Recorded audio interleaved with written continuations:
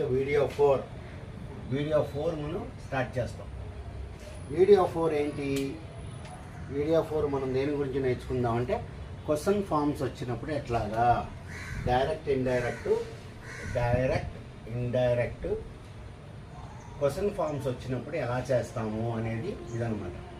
కాబట్టి ఇదేంటయ్యా అంటే దీన్ని క్వశ్చన్ మార్క్స్ అని చెప్పి అనొచ్చు, లేకపోతే ఇంటరాగేటివ్ అని చెప్పి అంటాం.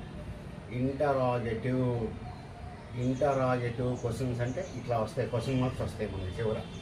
కాబట్టి క్వశ్చన్ మార్క్స్ వచ్చినప్పుడు మనం డైరెక్ట్ ఇండైరెక్ట్ ఎట్లా చేయాలి, క్వశ్చన్ మార్క్స్ వచ్చినప్పుడు మనం డైరెక్ట్లోంచి ఇండైరెక్ట్గా ఎట్లా మారుస్తామని ఇది నేర్చుకోవాలంటే మనం ఏం చేయాలంటే క్వశ్చన్స్ మనకి 2 టైప్స్లో ఉంటాయి. ఏంటేంటి ఆ టైప్స్ అంటే చూడండి, ఒకటేమో WH క్వశ్చన్స్,